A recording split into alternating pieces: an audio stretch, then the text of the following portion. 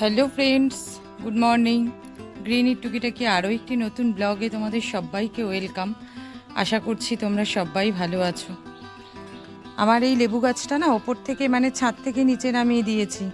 যেহেতু আমরা বাড়িতে থাকবো না, ছাদে থাকলে লেবু গাছটাতে তো কেউ জল দিতে পারবে না, জলের অভাবে আমার লেবু গাছটা মরেই যাবে।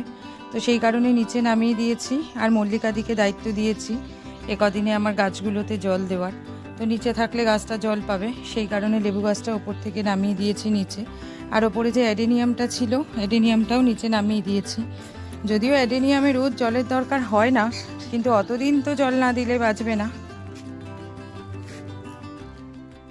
আর আমার এই জবা গাছটা তো ছেটে দেওয়ার পরে এতদিন ফুল ফোটেনি, তবে এখন প্রত্যেক দিন 6টা-7টা করে ফুল ফুটছে এই জবা গাছটাতে, আর কুড়িও এসেছে প্রচুর। যাব হচ্ছে এখন ওপরে, ওয়াশিং মেশিনটা চালাবো। তো মাছটা বের করে জলে দিয়ে দিলাম, কারণ বরফটা গলতে অনেকক্ষণ সময় লাগে। আর এক পিস ভেটকি মাছের মাথা ছিল, সেটাও বের করে জলে দিয়ে দিলাম। ওপরে এসে ওয়াশিং মেশিনটা চালিয়ে ভেজা জামা কাপড়গুলো সব মেলে দিলাম। এবারে যাব হচ্ছে নিচে যে জলখাবারটা বানাবো। আজকে আর আগে জলখাবার খাওয়া হয়নি, কারণ যেহেতু গতকাল রাত্রে রুটি করিনি। আজকে সকালে বানাবো হচ্ছে একটু স্যান্ডউইচ, তো সেই কারণে এবার নিচে যে জলখাবারটা বানাবো। আর বিছানাটাও এখন তোলা হলো না, তার কারণ আমার ছেলে ঘুমাচ্ছে। গতকালকেই আইসিএসসি শেষ হয়েছে, তো বলেই রেখেছে আজকে কিন্তু সকাল সকাল আমাকে কেউ ঘুম থেকে ডাকবে না, আমার যতক্ষণ ইচ্ছা হবে আমি ততক্ষণ ঘুমাবো। তারা ঠিক আছে, সত্যি কথাই একদিন ঘুম প্রায় হয়নি বললেই চলে, অনেক রাত করে শুয়েছে, আবার একদম সকাল সকাল ঘুম থেকে উঠে পড়েছে। তো সেই কারণে ওর আজকে যতক্ষণ মনে চায় ও ততক্ষণ ঘুমাবে। ও ঘুম থেকে উঠলে তারপরে ওপরের বাকি কাজ সারবো। স্যান্ডউইচের জন্য ডিমগুলো সেদ্ধ করতে বসিয়ে দিয়েছি।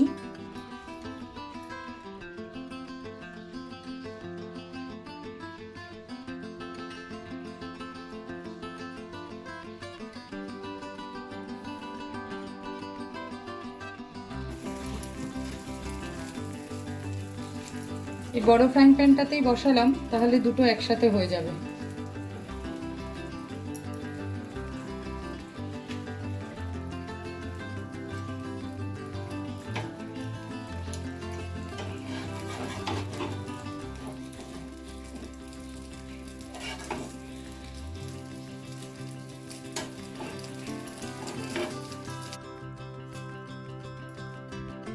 সকালে জলখাবারটা খেয়ে চলে এসেছি দুপুরের রান্নার কাটাকাটিটা সারবো বলে। যদিও আমার ছেলের জলখাবারটা এখনো বানাইনি, তার কারণ হচ্ছে ও ঘুম থেকে ওঠেনি। ঘুম থেকে উঠলে ওরটা বানাবো। আমার মাও খায়নি এখনো, আমার মাও বললো ওর সাথে আমারটা বানাস, আমার এখনো খিদে পাইনি। তো ফ্রিজে না একটুখানি ফুলকপি ছিল, ফুলকপিটা অনেক দিন থেকেই ফ্রিজে গড়াগড়ি খাচ্ছিল। এইটুখানি ফুলকপি দিয়ে আর কিছু বানানোও হচ্ছিল না। আজকে সকালে যে ভেটকি মাছের মাথাটা বের করেছি সেটা দিয়ে ভাবলাম যে কাটা চচ্চড়ি করে ফেলি। তো কাটা চচ্চড়িতে একটু পাঁচমিশালি সবজি দিলে ভালোই লাগে, তো সেই জন্য ভাবলাম যে ফুলকপিটা তাহলে কাটা চচ্চড়িতেই দিয়ে আজকে শেষ করে ফেলি। তো কাটা চচ্চড়ির কাটাকাটিটা আগে করছি, তারপরে করবো হচ্ছে চিংড়ি মাছের কাটাকাটিটা। ফুলকপির মাথাগুলো সব কালো কালো হয়ে গেছে, সব বাদ দিয়ে দিয়ে বেশি ফুলকপি আর থাকবেও না, একটুখানি হবে ফুলকপিটা। যা ফুলকপি ছিল তার প্রায় অর্ধেকটাই বাদ চলে গেল। আসলে অনেকদিন ফ্রিজে থেকে না ফুলকপিটা কেমন একটু শুকিয়েও গেছে, আর মাথাগুলোও একদম কালো কালো হয়ে গেছে, তো সেগুলো সবই ধরে বাদ দিয়ে দিলাম।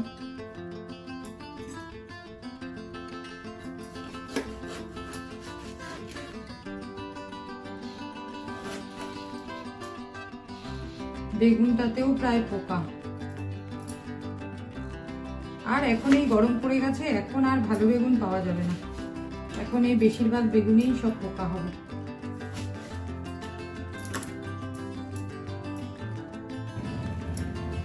সবজি তরকারিগুলো সব কেটে আমার ছেলে ঘুম থেকে উঠে পড়েছে।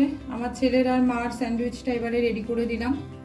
আর আজকে সকালবেলা আমাদেরটায় চিজ দিইনি, আমার বর যদিও চিজ কোনোদিনই খায় না, তবে আমি চিজ খেতে ভালোবাসি, তো আজকে আমারটাতেও আর চিজ দিইনি, ওদেরটা চিজ দিয়ে ভেজে দিলাম। দুপুরে রান্নাটা শুরু করে দিয়েছি, আর কাটা চচ্চড়িটা আগে করব, তো সেই কারণে ভেটকি মাছের মাথাটা ভাজা করতে বসিয়ে দিয়েছি। মাছের মাথাটা ভাজা করে তুলে নিয়েছি, এবারে ফুলকপিগুলো একটু ভাজা করে নিচ্ছি ওই তেলেই।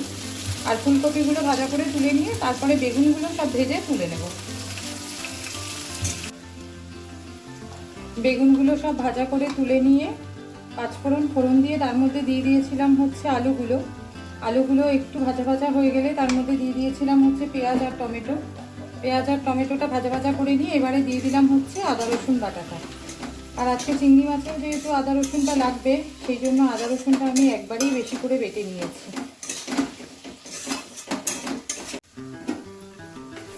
আদা রসুন বাটাটা দিয়ে ভালো করে কষিয়ে নিয়েছি। এবারে দিয়ে দেবো হচ্ছে জিরের গুঁড়ো, হলুদ গুঁড়ো, নুন আর মিষ্টি।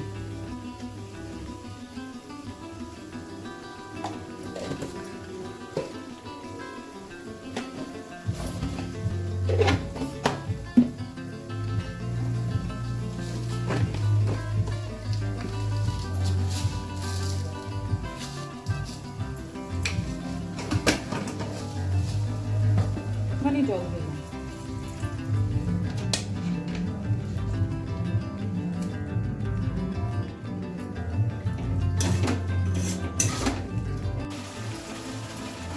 মশলাটা ভালো করে কষিয়ে নিয়েছি।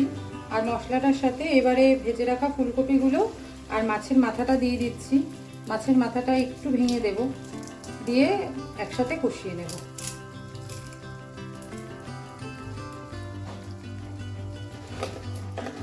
বলে আলাদা করে শুকনো লঙ্কার গুঁড়ো আর দিইনি।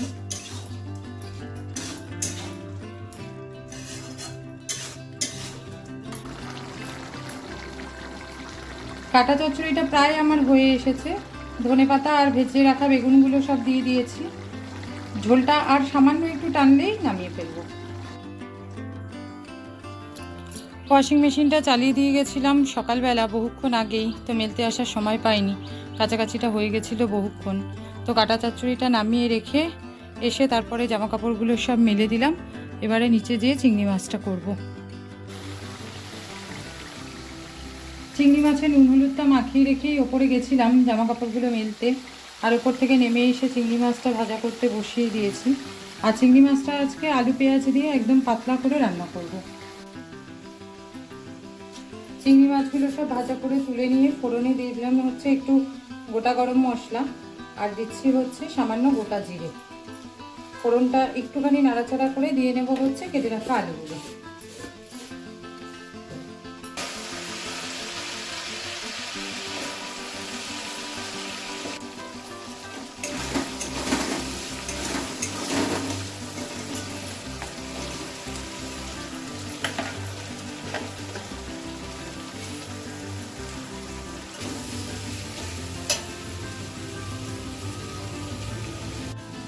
পেঁয়াজটা ভালো করে ভাজা ভাজা করে দিয়ে তার মধ্যে দিয়ে দিয়েছি হচ্ছে নুন, হলুদ, লঙ্কার গুঁড়ো আর মিষ্টি। আগেই বললাম যে আজকে চিংড়ি মাছটা একদম পাতলা করে রান্না করব। আর এগুলো দিয়ে ভালো করে নাড়াচাড়া করে নিয়ে তারপরে দিয়ে দেবো হচ্ছে জল, আর ফুটে উঠলে দিয়ে দেবো চিংড়ি মাছটা। রান্নাটা আমার হয়ে গেছে কমপ্লিট। এই হচ্ছে ভেটকি মাছের কাটা চচ্চড়ি, আর এই হচ্ছে চিংড়ি মাছ।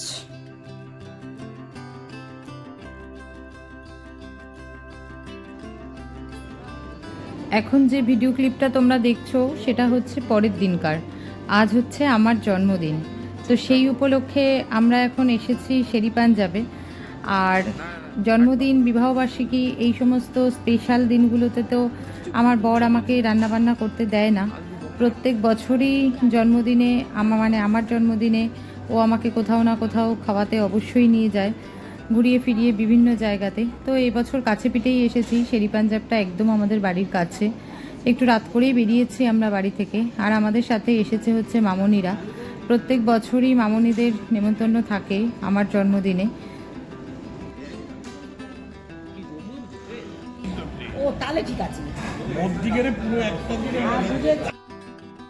স্টার্টার চলে এসেছে আর স্টার্টার সার্ভ করাও হয়ে গেছে।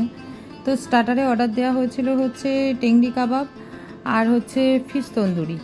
তো যেহেতু আমার জন্মদিন আর আমি যেহেতু টেংরি কাবাবটা খেতে ভীষণ ভালোবাসি, সেই জন্য টেংরি কাবাব তো মাস্ট, মানে ওটা স্টার্টারে থাকবেই। আর তার সাথে দেওয়া হয়েছে ফিশ তন্দুরি।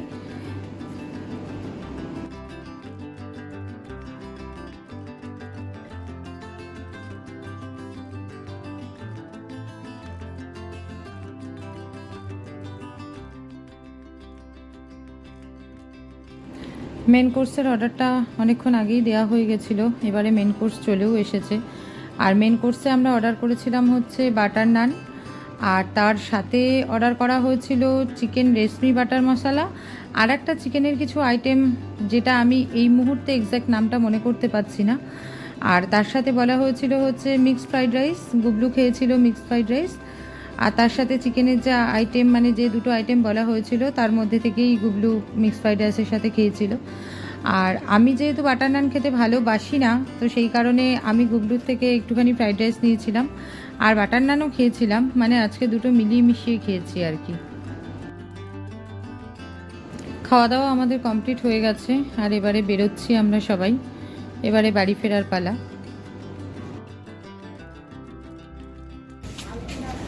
বাইরেটায় বেরিয়ে আমরা এই বসার জায়গাটায় একটুখানি বসলাম, আর ওখানে ওই আনারদানা বিক্রি করছে একটা ছেলে, তো সেখান থেকে আমার মা আর মাম দুজনে মিলে ওর কাছ থেকে আনারদানা কিনছে। আনারদানা খেতে নাকি ভীষণ টেস্টি, ভীষণ ভালো। আর ওদিকে গুবলু আর আমার ছেলে গেল আইসক্রিম খেতে, শেরি পাঞ্জাবের পাশেই একটা বাস্কিন রবিন্স রয়েছে, তো সেখান থেকে ওরা দুজনে আইসক্রিম কিনে নিয়ে এসছে। তবে আজকে কাকু ভাইপোকে আইসক্রিমটা খাওয়ালো, মানে গুবলু যেহেতু আমার ছেলের কুটি কাকু হয়, তো সেই কারণে আজকে আইসক্রিমের ট্রিটটা কাকু ভাইপোকে দিয়েছে। তো আমার আজকের ব্লগটা আমি এখানেই শেষ করছি। আমার ব্লগটা যদি তোমাদের ভালো লেগে থাকে তো একটা লাইক করে দিও, আর কমেন্ট করে অবশ্যই জানিও আমার ব্লগগুলো তোমাদের দেখতে কেমন লাগছে। যদি ভালো লেগে থাকে তো আমার চ্যানেলটাকে অবশ্যই সাবস্ক্রাইব করে নিও। আজকের মতন টাটা, গুড নাইট। তোমাদের সাথে দেখা হবে আবার আর একটা কোনো নতুন ব্লগে।